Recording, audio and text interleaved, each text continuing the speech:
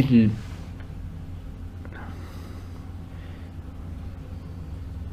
vamos a considerar, para comenzar con la antropología esencial, el punto de partida ineludible de la consideración de la naturaleza humana, que es su definición. O dicho de otra manera, cuál es el constitutivo esencial de la naturaleza humana.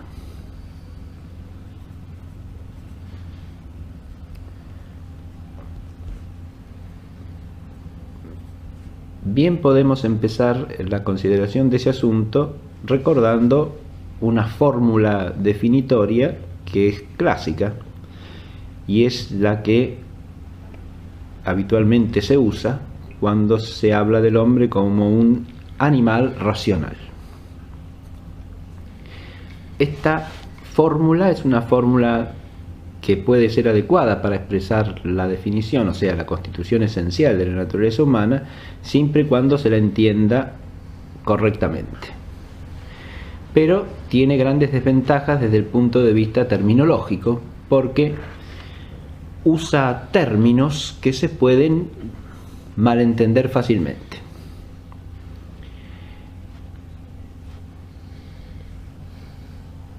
Cuando decimos animal allí, lo que no debemos entender es simplemente un viviente corpóreo especificado por la sensitividad. Eso es lo que no debemos entender, porque si entendiésemos eso, ya no podríamos añadir como diferencia especificativa la racionalidad. Porque si está especificado por la sensitividad, no puede estar especificado al mismo tiempo por la racionalidad. Ya que se trata de dos órdenes de vida totalmente otros y que se excluyen como constitutivo específico. No se puede entender que un mismo sujeto viviente sea especificado por la sensitividad y por la racionalidad.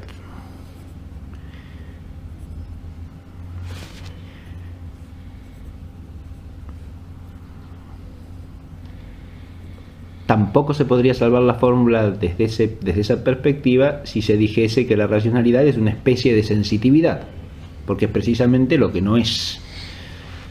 La racionalidad constituye otro género de vida distinto del de la vida sensitiva y del de la vida vegetativa.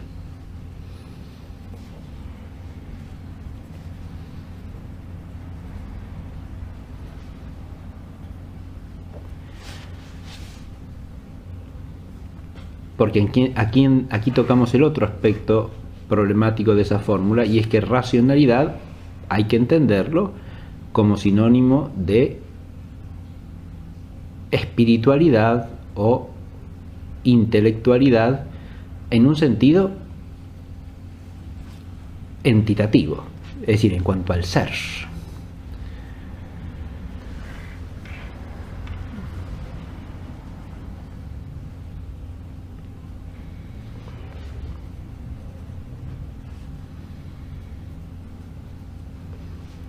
Quiero decir que no hay que entenderlo específicamente de un cierto modo de operar, sino de una cierta esencia o naturaleza de la que dimanan ciertas operaciones que le son propias. Y la palabra racional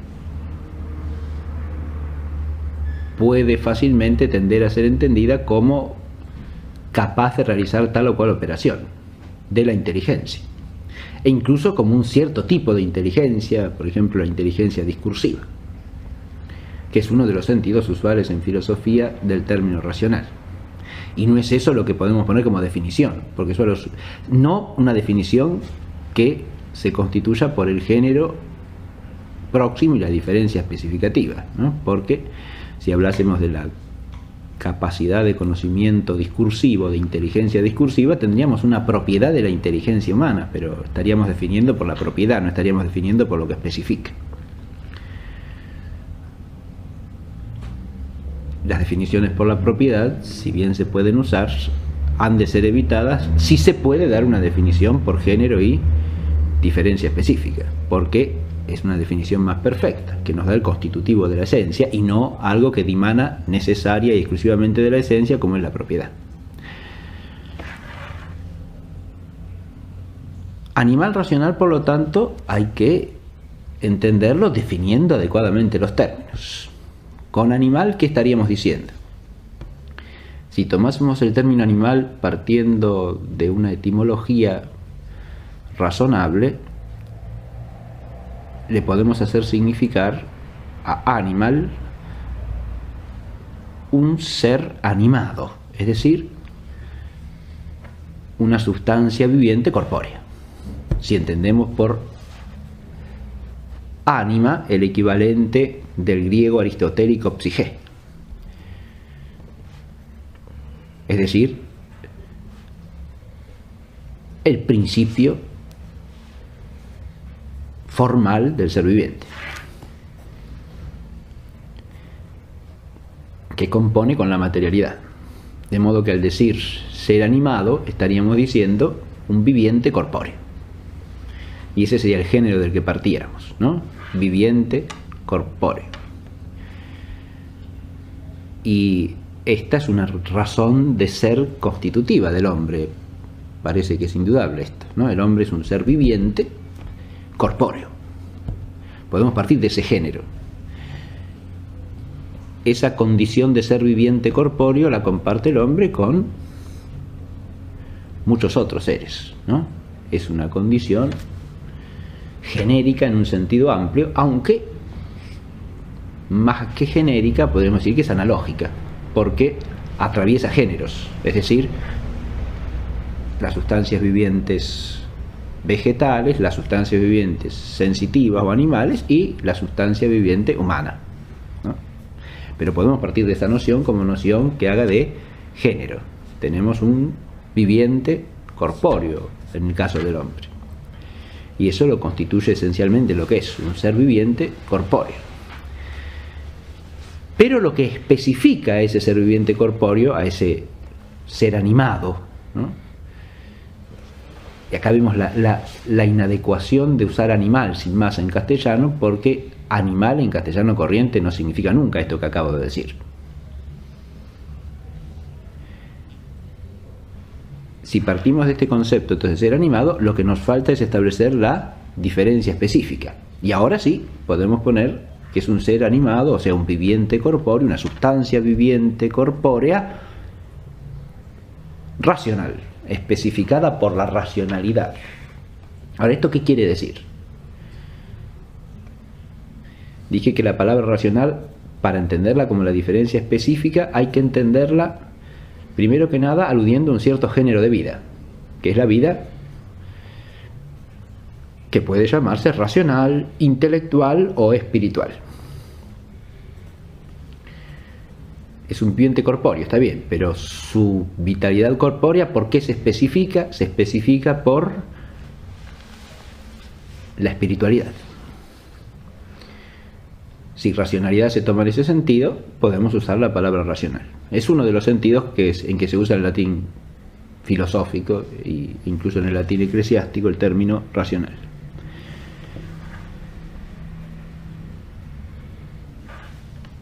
Al decir que está especificado por la espiritualidad,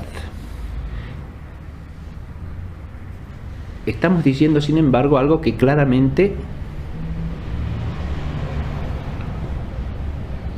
compone de una manera única con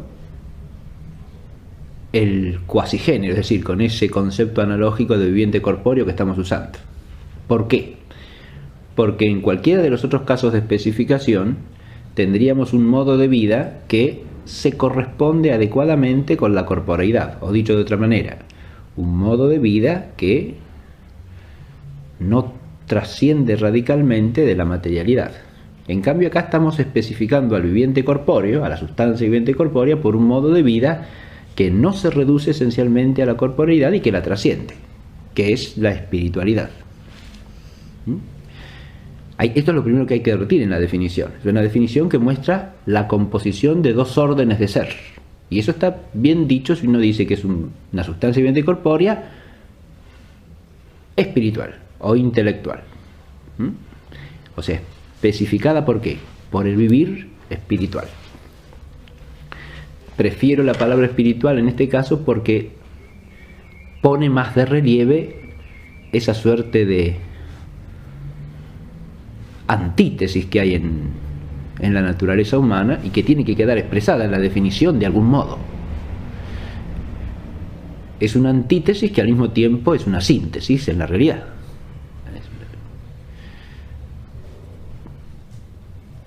Pero que constituye la unidad sustancial de dos términos que son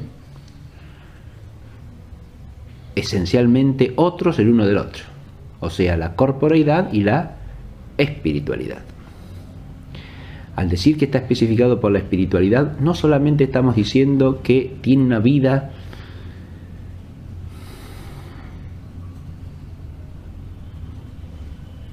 de la que dimanan ciertas operaciones características, que son el entender y el amar, sino que además tiene una vida que supone como sujeto de la vida una realidad que trasciende lo corpóreo, o sea que en su propia entidad sustancial no se reduce a la esfera de la materia.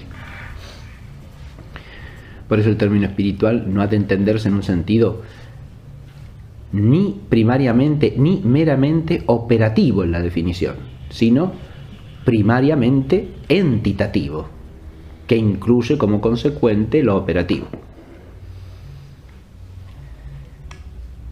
Es claro, por supuesto, que cuando uno trata de concebir un cierto género de vida, lo primero que sale al encuentro de nuestro pensamiento son las operaciones que caracterizan a la vida, ¿no? Las actividades inmanentes que son propias de ese modo de vivir. Y en el caso del vivir humano, se trata de las operaciones, como he dicho, de entender y de amar, que son las propias de la vida espiritual. El entender, que implica el conocimiento del ser de las cosas, y el amar, que implica la estimación y la adhesión a aquello que la inteligencia, la adhesión práctica u operativa, a aquello que la inteligencia le presenta a la voluntad como un bien. Pero esas operaciones no son sin más lo que constituye la espiritualidad, son las actividades de la vida espiritual. En la noción de espiritualidad tenemos que entender también, al mismo tiempo que cierta actividad, que cierto acto que a modo de operación la caracteriza, una cierta entidad, es decir, un cierto ser, que es el ser espiritual,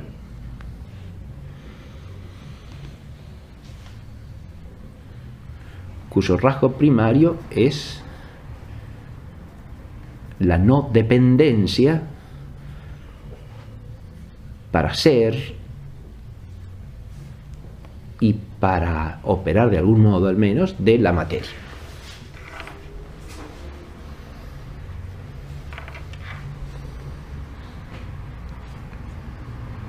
O para decirlo positivamente, que entitativamente no se constituye por una composición ilemórfica como el todo corpóreo, sino que en sí mismo es un principio de operación que tiene un ser no ligado a la materialidad.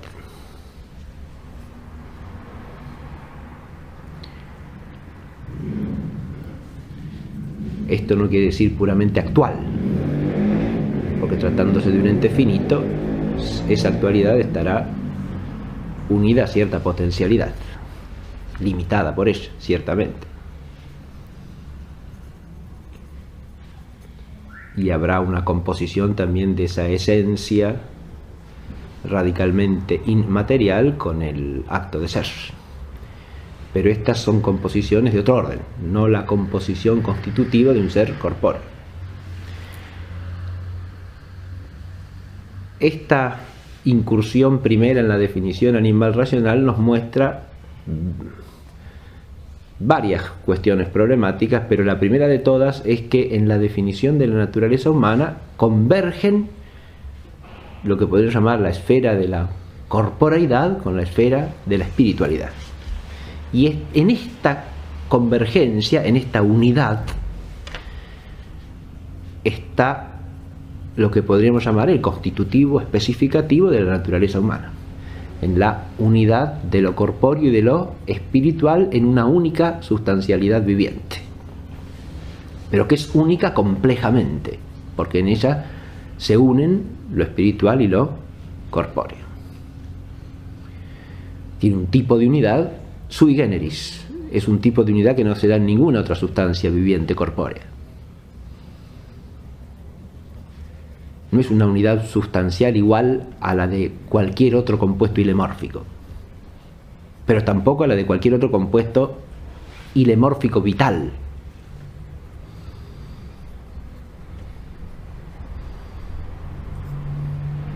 Porque acá la forma, y esto queda implícito en la propia definición, al ser ella de naturaleza espiritual, no es solamente forma, sino que es al mismo tiempo cierta sustancialidad distinta a la del cuerpo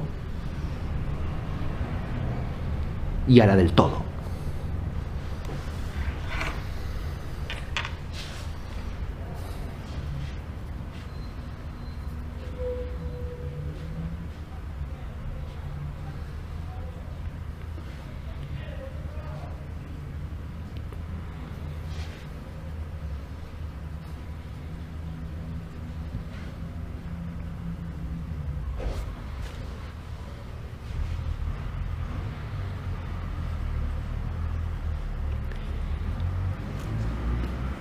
Esta definición puede ser comparada con otra definición que en principio podemos considerar equivalente. Así como definimos al hombre partiendo de la noción de sustancia viviente corpórea, que sería, para decirlo de algún modo, una definición desde abajo, o sea, desde lo que es inferior al hombre, ¿no? En esa perspectiva, la sustancia viviente humana aparece definida como la cumbre de una jerarquía de sustancias vivientes corpóreas, como el modo de vida corpórea supremo. Pero podemos, en una perspectiva inversa, partir de una noción que no es ya la de sustancia viviente corpórea, sino la de persona, y definir al hombre desde allí, y entonces lo definimos desde arriba hacia abajo, diríamos, ¿no? Porque el ser personal tiene su realización más perfecta y plena en el ser divino. Y el filósofo también puede plantearse si pueden existir sustancias personales que sean, siendo causadas, o sea, finitas, puramente espirituales, que sabemos que existen por la fe. Y el filósofo puede hacer argumentos acerca de la conveniencia de su existencia, según Santo Tomás. Y por último nos encontraríamos con personas que son corpóreas, y ahí tenemos al hombre. Es una persona corpórea. Esa fórmula sola también bastaría para definirlo, porque la persona es la sustancia singular de naturaleza espiritual.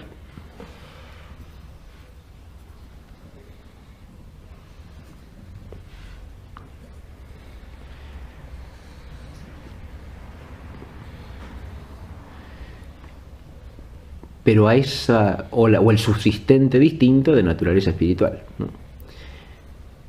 Y a este concepto de base, como el cuasigénero de nuevo, le añadiríamos una diferencia, que es la que especifica el hombre. Entre las personas es la persona corpórea, es la persona en cuya entidad entra constitutivamente el ser corpóreo. Una persona, podríamos usar otras fórmulas, pero en mi opinión menos afortunadas, como decir, con corporeidad, o que es espiritual y corpórea al mismo tiempo en unidad sustancial, si se quiere explicitar eso, ¿no? Una persona que es al mismo tiempo espiritual y corpórea en unidad sustancial. Y con eso tendríamos también el doble constitutivo de la naturaleza humana. Estaríamos hablando de la unidad de espiritualidad y corporeidad del único ser viviente, porque la persona es un ser viviente, por supuesto. Al decir persona estamos diciendo un ser vivo, pero un ser vivo que es un ser vivo de naturaleza espiritual, de naturaleza intelectual. Uno podría pensar si al añadirle corpóreo no está estableciendo una contradicción, pero acá sucede lo mismo que en la otra definición. Si parto de sustancia viviente corpórea y le agrego espiritual, pasa exactamente lo mismo. No es una contradicción. No es una contradicción porque estamos captando con la inteligencia algo que se da en la realidad. Que sea una realidad asombrosa o misteriosa es otra cosa, pero es la realidad. Es espiritual y es corpórea. Uno puede partir, en el caso de la primera definición, de la sustancialidad corpórea, ¿no? Y añadirle como diferencia la espiritualidad. Pero ahí hay que aclarar que esa espiritualidad pone en esa unidad sustancial de un viviente corpóreo algo que trasciende a la corporeidad. La espiritualidad misma está diciendo eso. Y si parto del concepto de persona, que es una sustancia de naturaleza espiritual, le añado corpórea, y esa corporeidad está añadiendo algo que es otro a lo que es propio de la persona, ¿no? Que pertenece a otra esfera de ser. Si explicitamos que esa unidad entre lo espiritual y lo corpóreo en la persona es de naturaleza sustancial, estamos además diciendo que la unidad no es una unidad accidental, sino que es una unidad constitutiva de un único todo sustancial. Si no, no estaríamos definiendo una naturaleza, sino dos naturalezas accidentalmente vinculadas entre sí, ¿no? Y de lo que se trata es del constitutivo formal de la naturaleza humana. Al definir a partir del ser personal, en lugar de definir a partir de la sustancialidad corpórea, estaríamos enfocando la antropología, como dije, desde arriba, es decir, partiendo de un concepto que se realiza analógicamente por encima del hombre, porque tiene razón de simple perfección, cosa que no sucede con la corporeidad. Es decir, el concepto de persona es un concepto analogable incluso teológicamente. ¿Por qué? Y porque es una simple perfección.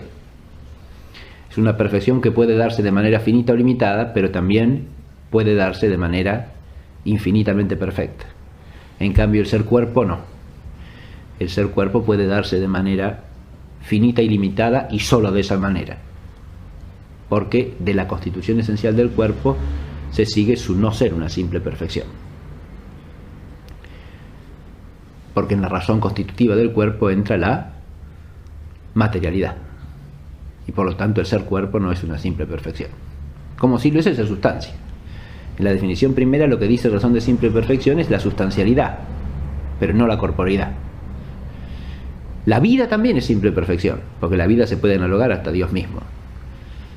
Porque esa actividad inmanente que caracteriza al ser viviente se puede dar de modo limitado, se puede dar de modo corporal, se puede dar de modo supracorporal y se puede dar en la infinita perfección del ser divino. No así, insisto, el ser cuerpo. Acá tendríamos tres nociones que convergen en el hombre, ¿no? La de persona, la de viviente y la de cuerpo. El ser del hombre es un ser corpóreo, pero no es un cuerpo cualquiera, es un cuerpo viviente.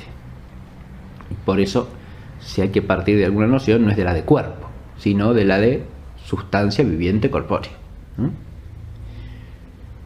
Que ese sería el concepto que resumiría el término animal tomado etimológicamente. Insisto, haciendo hincapié en la equivalencia entre ánima en latín y psique en griego, entendiendo psique en el sentido de Aristóteles, ¿no? Como el principio formal del viviente corpóreo.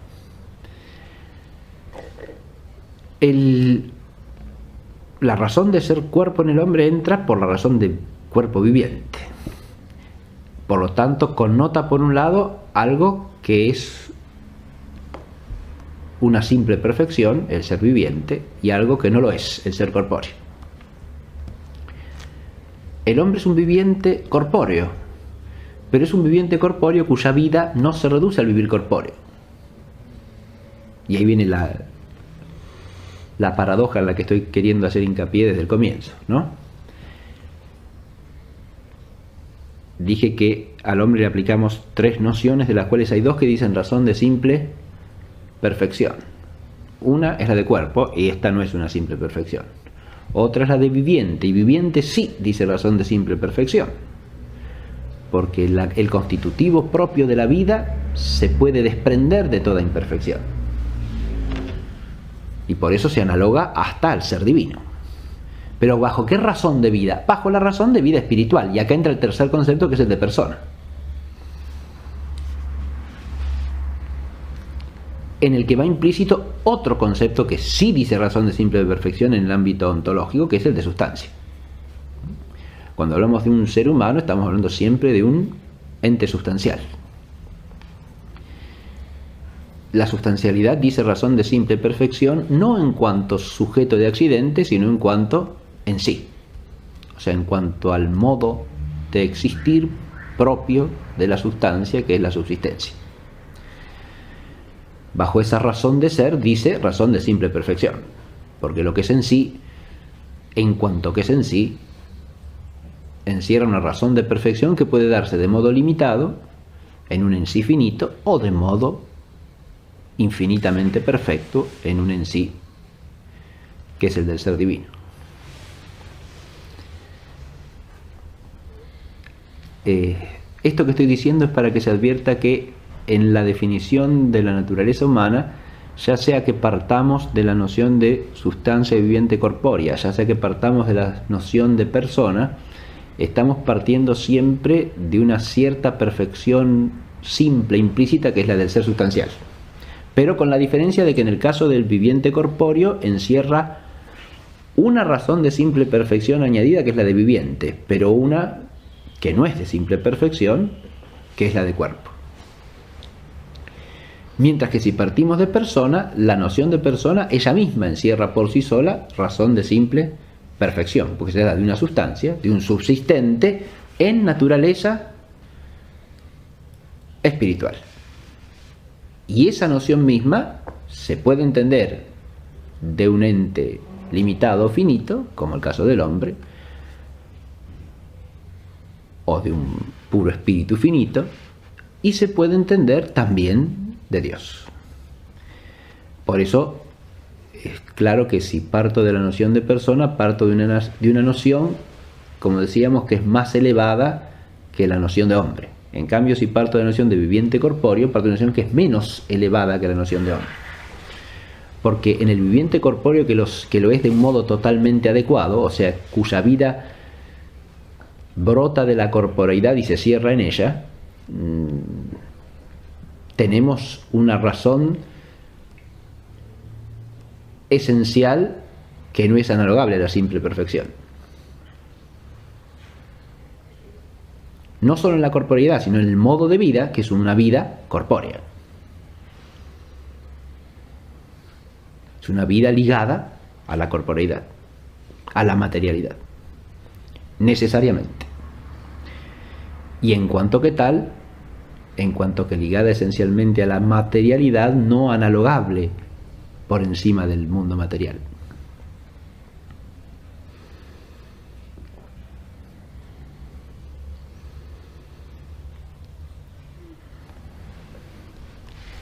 Cualquiera de estas 2 fórmulas que usemos para entrar en la captación de la naturaleza humana, de lo que es constitutivo de la naturaleza humana, resultan primariamente adecuadas y nos manifiestan,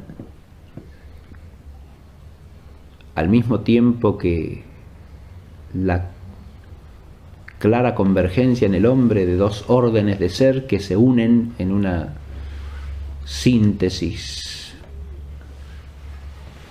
de opuestos, podríamos decir, nos presentan también lo que podríamos llamar el misterio de la naturaleza humana. Pero en esto son adecuadas las fórmulas porque reflejan una realidad. Está bien que las fórmulas encierren cierta oposición paradójica, porque eso es lo que encierra la naturaleza del hombre, que es una síntesis de esferas de realidad, una la espiritual, otra la material.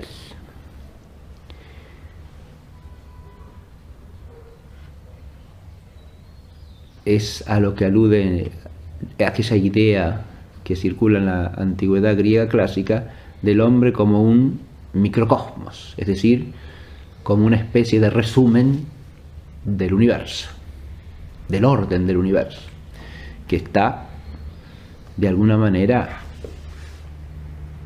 reflejado y contenido en esa concreción que es el hombre.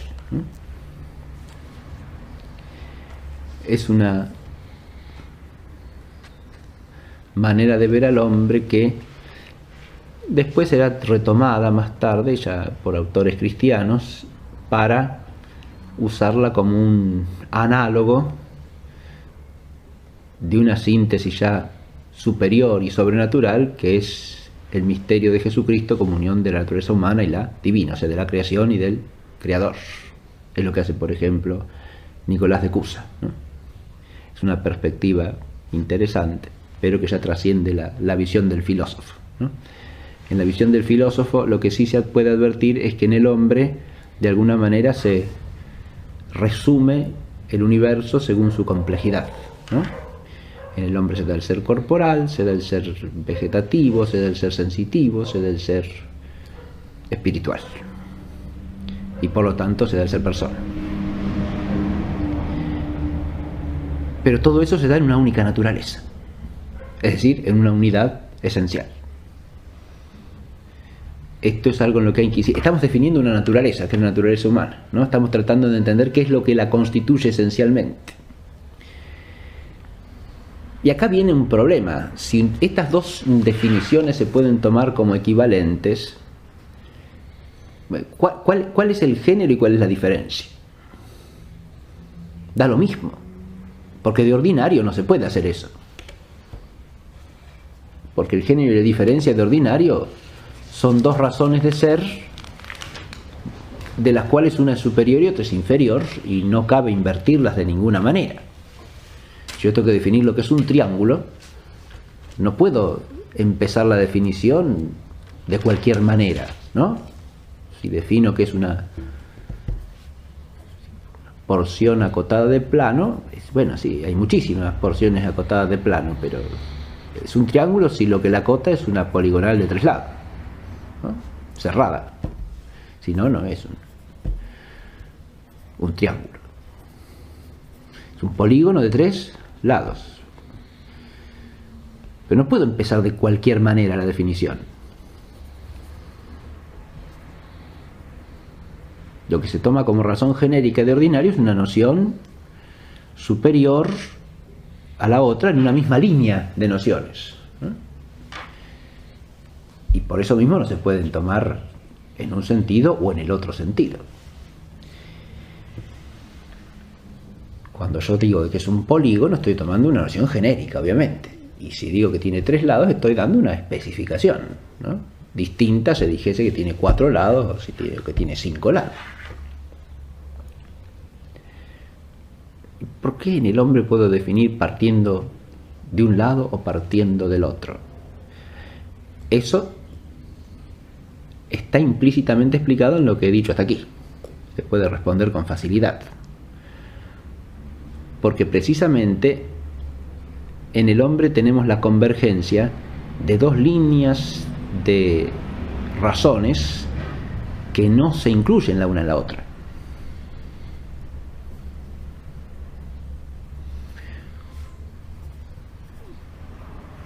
A ver si puedo hacer que esto sea claro. Si yo tomo el ser corpóreo y el ser espiritual, estoy dividiendo el ser en 2 modos radicalmente otros uno con respecto al otro, ¿no? Pero en el hombre tengo que poner los dos. Esto es lo que sucede. Entonces nos vemos en la posibilidad de empezar por uno o empezar por el otro, empezar desde un lado o empezar desde el otro lado. ¿Y qué es lo más adecuado? A ver, yo diría que podemos contestar con una distinción. Lo más adecuado en cuanto a nuestro modo de conocer parece ser el modo aristotélico, es decir, empezar por la condición de viviente corpóreo, porque es lo dado más inmediatamente según el modo humano de conocimiento, ¿no? Ahora, en cuanto al orden del ser, parece más razonable empezar por lo que es más perfecto, respecto de lo cual lo que es menos perfecto es como una diferencia, ¿no? No al revés.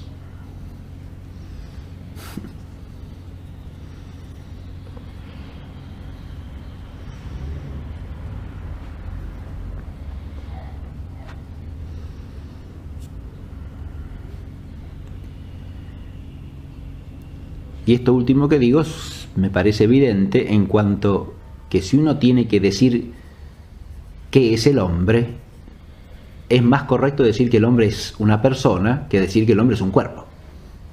O dicho de otra manera, cuando decimos que el hombre es una persona, abarcamos adecuadamente su ser. Tendremos que aclarar que es una persona en cuya constitución esencial entra la corporeidad, perfecto, pero es una persona.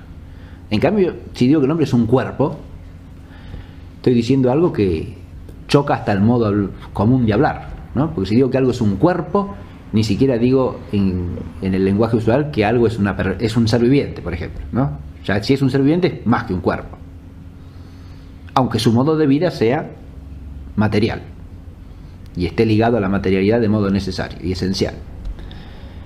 Pero no decimos sin más que un árbol y mucho menos un animal es un cuerpo.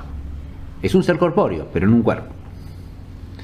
En cambio, si digo que el hombre es una persona, estoy diciendo adecuadamente lo que el hombre es. Es una persona.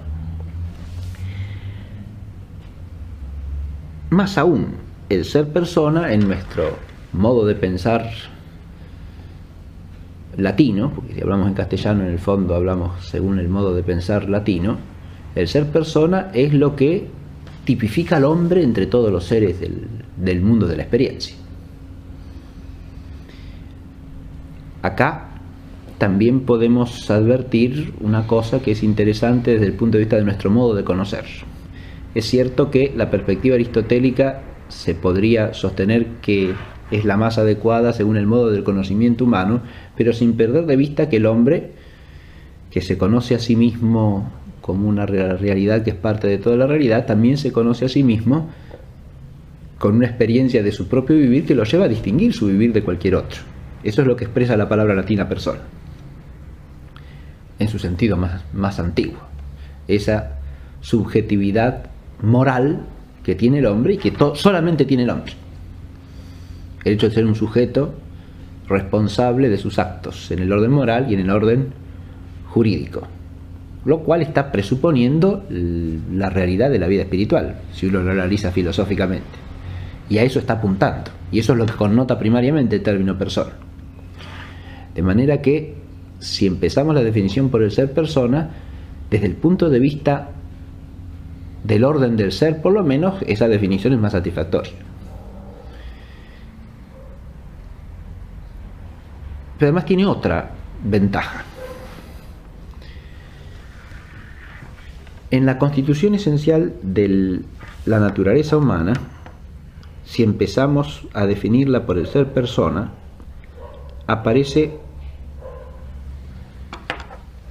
otra cuestión que no está dicha del mismo modo, por lo menos si partimos de la noción de sustancia viviente corpórea. Ciertamente que toda sustancia viviente corpórea, si con eso aludo a una sustancia primera, o sea, una sustancia singular, individual en el caso del viviente corpóreo, es parte de una especie, ¿no? Dicho de manera, todo individuo de una especie corpórea es un individuo dentro de una especie. Y si esta especie es una especie viviente, esto supone vínculos entre los individuos según la naturaleza de la especie. Pero en el caso del hombre, el partir del concepto de, eso también estaría dicho en el caso del hombre, ¿no? Es un individuo de una especie corpórea que tiene relaciones con los demás individuos de la especie, ¿no? O que está llamado a tenerlas por naturaleza. Pero lo que no queda claro en esa definición, desde el punto de partida, queda claro si uno compone esa noción con la diferencia constitutiva que sería la espiritualidad, ¿no? Es que el hombre, siendo persona, y eso queda dicho implícitamente de entrada cuando parto en la definición desde arriba del concepto de persona, el hombre está llamado a establecer relaciones con otras personas. Pero aquí viene el asunto que quería apuntar para terminar con este problema de la definición, pero presentándolo como un problema precisamente. Cuando definimos al hombre, definimos su entidad sustancial, perfecto.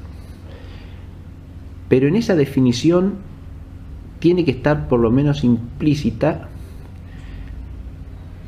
la razón de ser por la cual el hombre existe en relación a otra persona. O dicho de otro modo, el hombre por ser persona no puede existir sino en relación a otro ser personal. Es decir, hay una interpersonalidad que está dicha en la noción misma de persona. Y esto no se debe confundir con las operaciones por las cuales establecemos vínculos con otras personas, que ya son operaciones, por lo tanto hacen a la operación que sigue al ser, y no a lo que es constitutivo de la esencia.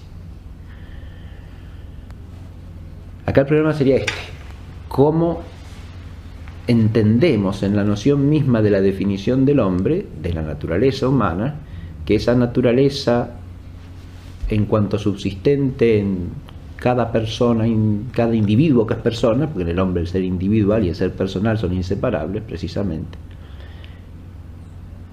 está constituido esencialmente en referencia a otra persona?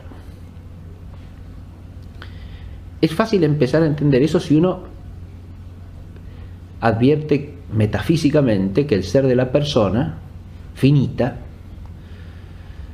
en cuanto ser persona, dice algún respecto ya constitutivamente al ser de la persona divina o del ser personal de Dios.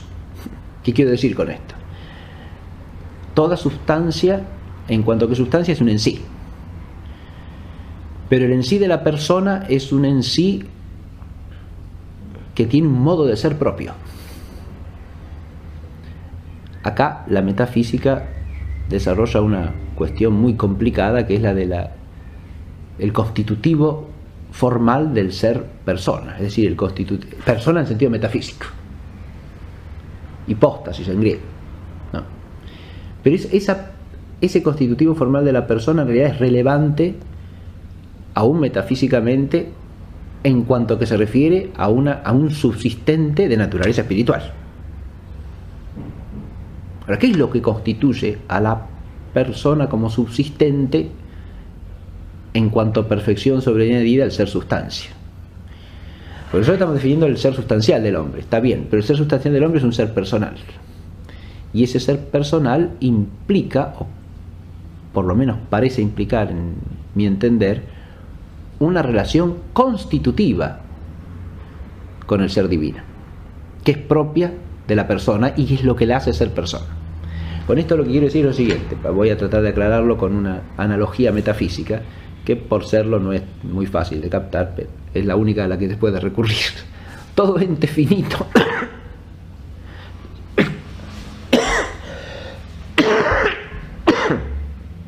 discúlpeme.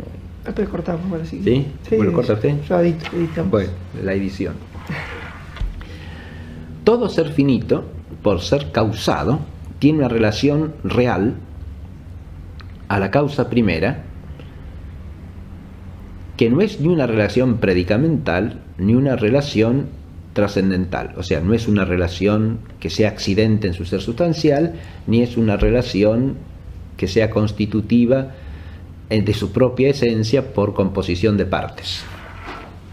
Tiene una relación que es sustancial. ¿Por qué? Porque la hace ser como ente sustancial.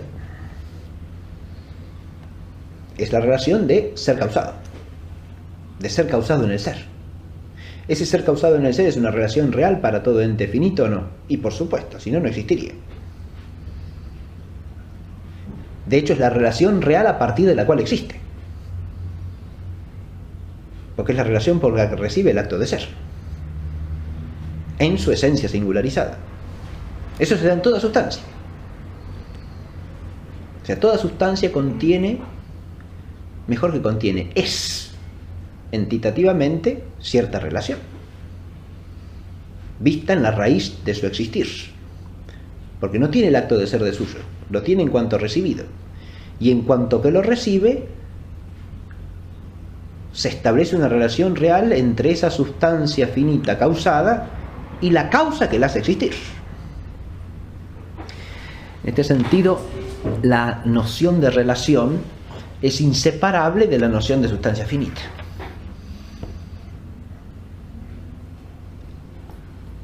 A veces solemos reducir el ser de la relación a la relación predicamental, y eso es un gravísimo error filosófico. E incluso a veces se opone inadecuadamente el ser sustancial al ser relativo, cuando el ser de toda sustancia finita no puede ser sino relativo. Entitativamente relativo, estoy diciendo, porque su existir es un recibir el acto de ser. Y por lo tanto es una relación. Y no una relación predicamental, porque no puede ser un accidente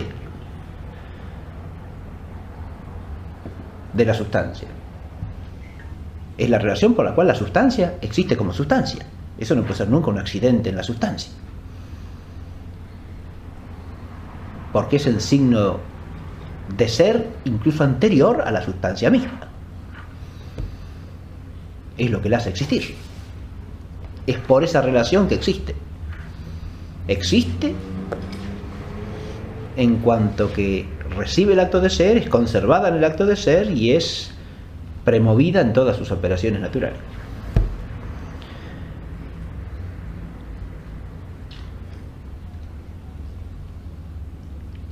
Podemos pensar, partiendo de aquí, que la persona finita, en cuanto que subsistencia personal, también es constituida en tal por una cierta relación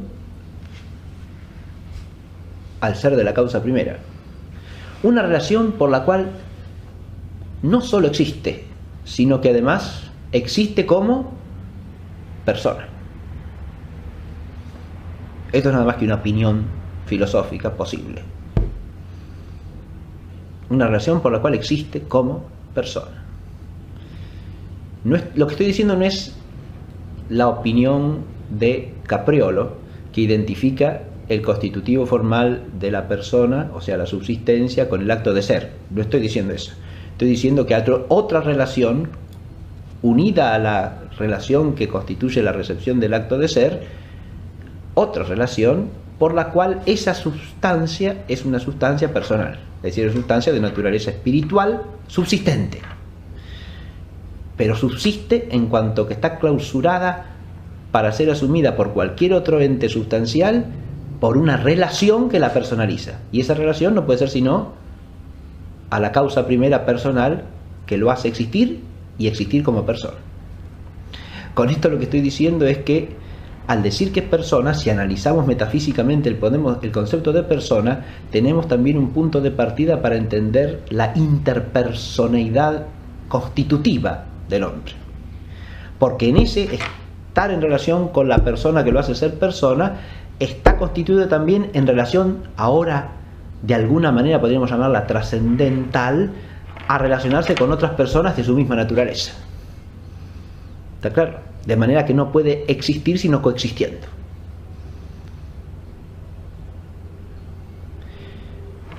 Esto también lo digo como opinión. pero me parece fundamental para que no tendamos a pensar en la naturaleza humana, en su constitución esencial, como la de un individuo aislado, porque de hecho eso tampoco sería realista. La naturaleza humana existe como comunidad de personas que están llamadas a ser una sociedad, pero eso ya por vínculos operativamente actuados. ¿Está claro? Yo no estoy hablando del ser social acá, que es una propiedad del hombre. Estoy hablando de algo que es anterior, porque es constitutivo, es entitativo, no es operativo. Es una relación que está en la misma esencia y una relación por la cual la persona tiene ese carácter interpersonal, por lo menos en cuanto a la relación entre el hombre y Dios como causa primera, que siendo la persona infinitamente perfecta, o el ser personal infinitamente perfecto, le hace ser persona, le comunica esa perfección, que no se da en todos los entes finitos. Desde este otro punto de vista, me parece que también la definición desde arriba, en el orden del ser, tiene la primacía, ¿no? Aunque siempre complementándola con la otra en cuanto al orden de nuestro modo de conocimiento. Nos hemos dedicado a presentar la definición nomás, y la definición en el caso del hombre tiene dos características notables. La primera es que podemos entender con claridad el constitutivo específico de la naturaleza humana, es decir, no es una naturaleza que nos resulte opaca a la inteligencia, como sí pasa con muchas naturalezas inferiores, que no alcanzamos a definir sino por sus propiedades, ¿no? Y esto tiene una razón ontológica. Cuanto más formal y perfecta es una razón de ser, más inteligible es en sí misma, aunque resulte más arduo el llegar a comprenderlo. Pero en el caso del hombre tenemos otra ventaja, y es nuestra participación en esa naturaleza. Nuestra inteligencia y su objeto en este caso están situados en la misma esfera de realidad, de manera tal que se trata de que nuestra inteligencia entienda nuestra naturaleza, de la cual esa inteligencia es parte, ¿verdad? Se trata de que nuestra operación intelectual recoja el ser de la propia naturaleza de la cual es esa inteligencia. Por un lado, captamos la especificidad de la naturaleza humana y la captamos con claridad, pero al mismo tiempo es una especificidad asombrosa, sorprendente y de alguna manera misteriosa, porque implica la convergencia de dos órdenes de ser que en el conjunto de la realidad se distinguen e incluso se oponen, pero que en el hombre se unen. Y ahí está lo asombroso y lo, desde el punto de vista filosófico, digno de amplia reflexión que tiene la naturaleza humana. Y la palabra racional puede fácilmente tender a ser entendida como capaz de realizar tal o cual operación de la inteligencia, e incluso como un cierto tipo de inteligencia, por ejemplo la inteligencia discursiva, que es uno de los sentidos usuales en filosofía del término racional. Y no es eso lo que podemos poner como definición, porque solo no una definición que se constituya por el género próximo y la diferencia especificativa, ¿no? Porque si hablásemos de la capacidad de conocimiento discursivo, de inteligencia discursiva, tendríamos una propiedad de la inteligencia humana, pero estaríamos definiendo por la propiedad, no estaríamos definiendo por lo que especifica. Las definiciones por la propiedad, si bien se pueden usar, han de ser evitadas si se puede dar una definición por género y diferencia específica, porque es una definición más perfecta, que nos da el constitutivo de la esencia y no algo que dimana necesaria y exclusivamente de la esencia, como es la propiedad. Animal racional, por lo tanto, hay que entenderlo definiendo adecuadamente los términos. Con animal, ¿qué estaríamos diciendo? Si tomásemos el término animal partiendo de una etimología razonable, le podemos hacer significar a animal un ser animado, es decir, una sustancia viviente corpórea. Si entendemos por ánima el equivalente del griego aristotélico psique, es decir, el principio formal del ser viviente, que compone con la materialidad. De modo que al decir ser animado estaríamos diciendo un viviente corpóreo. Y ese sería el género del que partiéramos, ¿no? Viviente corpóreo. Y esta es una razón de ser constitutiva del hombre. Parece que es indudable esto, ¿no? El hombre es un ser viviente corpóreo. Podemos partir de ese género. Esa condición de ser viviente corpóreo la comparte el hombre con muchos otros seres, ¿no? Es una condición genérica. Desde esa perspectiva, si se dijese que la racionalidad es una especie de sensitividad, porque es precisamente lo que no es. La racionalidad constituye otro género de vida distinto del de la vida sensitiva y del de la vida vegetativa.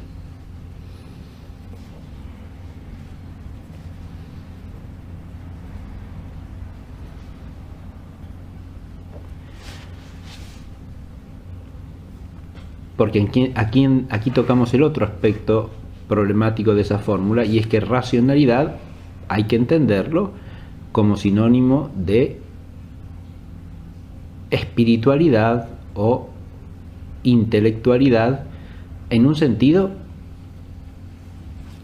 entitativo, es decir, en cuanto al ser.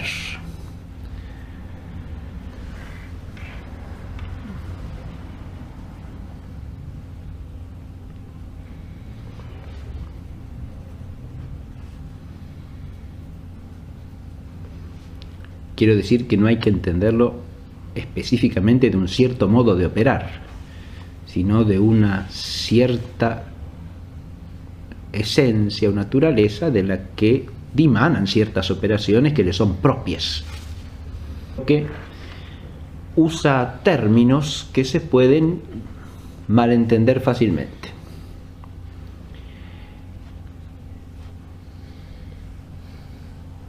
Cuando decimos animal allí, lo que no debemos entender es simplemente un viviente corpóreo especificado por la sensitividad. Eso es lo que no debemos entender, porque si entendiésemos eso, ya no podríamos añadir como diferencia especificativa la racionalidad. Porque si está especificado por la sensitividad, no puede estar especificado al mismo tiempo por la racionalidad, ya que se trata de dos órdenes de vida totalmente otros y que se excluyen como constitutivo específico. No se puede entender que un mismo sujeto viviente sea especificado por la sensitividad y por la racionalidad.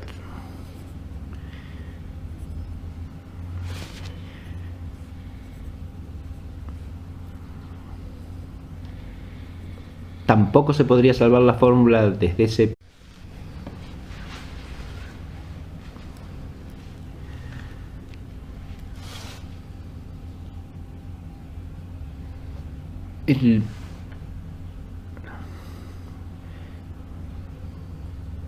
vamos a considerar, para comenzar con la antropología esencial, el punto de partida ineludible de la consideración de la naturaleza humana, que es su definición. O dicho de otra manera, ¿cuál es el constitutivo esencial de la naturaleza humana?